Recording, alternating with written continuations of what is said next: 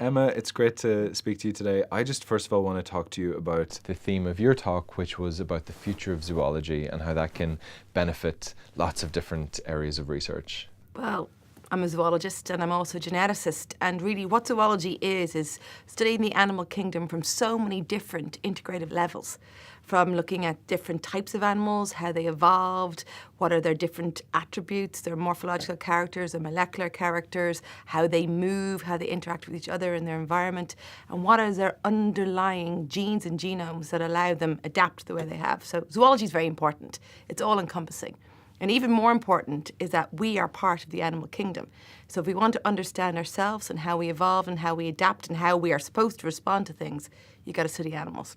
And so you specifically study bats. Yes. And like many zoologists, you have to do some very interesting and challenging fieldwork. Can you tell me a little bit about that? So I was very lucky to get a European Research Council grant to try and study bats because they don't age the way they should. They seem to evolve mechanisms to slow down the aging process. But if we want to try and understand what bats do to slow down aging, we have to study how their cells and their genes and their physiology changes over time. And typically most aging studies are done in the lab. You have a model organism, it's born in the lab, it dies in the lab. You study this individual as they age over time. But with these long-lived bats, you can't do that. You can't keep them in the lab. They only have one baby every year. To try and study aging in bats, you have to go out and you have to capture them in the field. You have to go to a place where they come back to year after year after year after year so you can catch the same individual. You have to be able to mark them. You have to be able to take a sample that's not going to kill them, because you want them to live longer, so you can't do lethal sampling. And so what we had to do is we had to pick a species of bat that's long-lived, that was big enough that I could take a little bit of blood, about 140 microliters, which really is about 2 or 3 drops of blood, be able to do a little bit of wing, and be able to recatch the same individuals every single year. And the one place that we were able to do this in was in France, in Brittany, working with these myotis bats. These are these greater mouse-eared bats. Because this grassroots organisation had been studying this population for 20 years. And they had tagged them. So they caught individuals and they'd put little transponders like microchips in them on the year they were born, because you can know a young bat, their finger bones aren't fused. After the first year, fused. You have no idea how old they are. And we had this fantastic population. So what we do is we pack up a movable lab from UCD. And myself and my absolutely amazing research team drive from Dublin down to Wexford in the van with all of our equipment. We take the ferry over to France, drive down from Roscoff or Cherbourg down to Rennes, past Rennes, into a place, we stay in a place called Le Vréquois. It's in Morbihan department. And what we do is every year we catch the same individuals. And it's very hectic and very crazy. It happens over the weekend because we need these volunteers to pretend we want. So we catch over 700 bats, 400 to 700 bats over the course of the summer if we can, as many of them as is possible. They're measured, they're weighed, and we take a subset of these, we take a sample. A little bit of blood, a little bit of DNA, and we flash freeze those. So what happens is we take the sample and then we immediately stick it into liquid nitrogen to freeze it so that it's frozen in all time.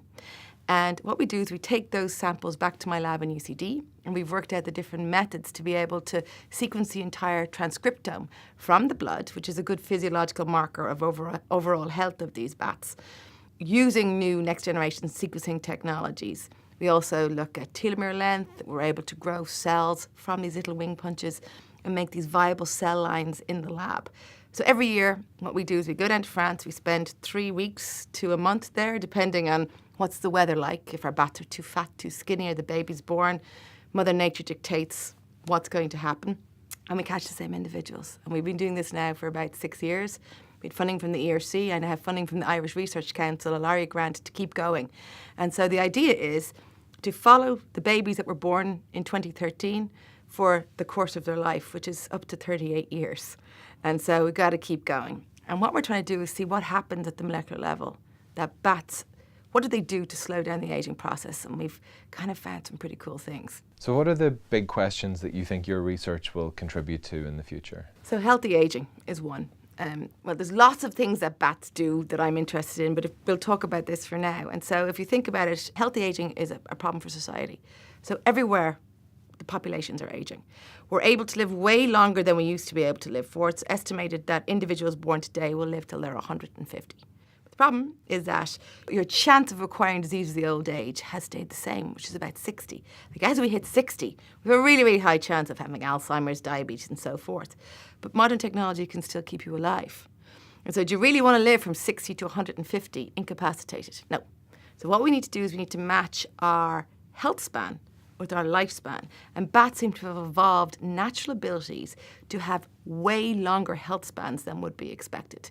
So what bats can do, and the bat that holds the record, again, was caught as an adult, was caught about 43 years later now, tagged, no signs of aging. If you're to correct for body size, this bat weighs about a third of a mouse. Shouldn't be doing that. They live for the equivalent of about 250 human years.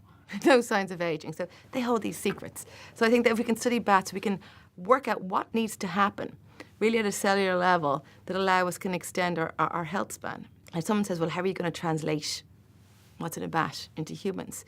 Well, potentially we could go and do genetic modification, or hearing some of these talks today, actually maybe we don't need to do that. All we seem to do is maybe need the right drugs to modify the pathways. They're the same pathways. We just maybe need to overexpress certain genes that bats do to stop damage that causes with aging. And now we'll have drugs that potentially can do this. So I think the future could be very bright, and I'm quite excited by this meeting, actually. It's one of the biggest things that you could possibly tackle is human aging. It's incredible. And also, I know how multidisciplinary your work is and how many different, fields of expertise you draw upon. Yes. And obviously today and yesterday at the conference, you have lots of different types of researchers coming together. What do you think is the value of those conversations and those collaborations? Because of disruptive thinking, really. And if you think about how was DNA really discovered, and I said in my talk before, so Schrödinger was a physicist who started to think about how could life be so faithfully replicated. This goes against all the laws of thermodynamics. This shouldn't be possible. But Mother Nature had found a way. And a lot of people are coming together. You have a science consciousness, I think, and I use that word in my talk, that what happens is people are starting to think, and people from all around the world are reading different ideas. And different researchers seem to think, oh, I could address it this way, and maybe I could address it that way, and I could do something different. And for example, we're thinking about immunology. Some of the work that I've worked with Luke O'Neill on, look at the immune system in bats, things I could never do before. And you work with the physicists, think about how echolocation possibly has evolved.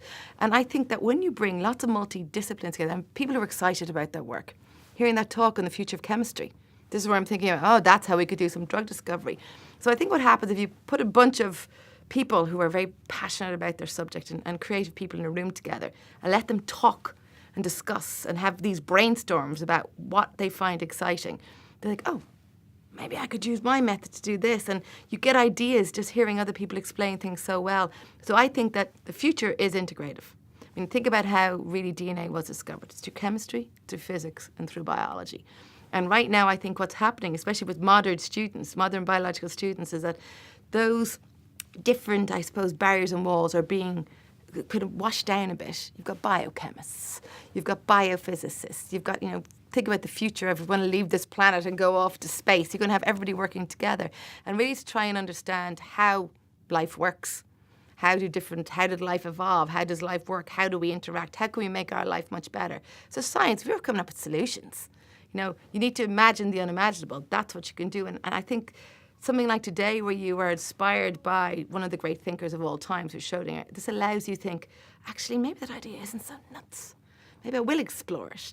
And you were given, I suppose, nearly you're given permission because you have these great philosophers like Daniel Bennett talk about, okay, let's just try that. It'll probably be wrong, but you know what? Let's think about it and try it. So I think this is why this stuff is so important.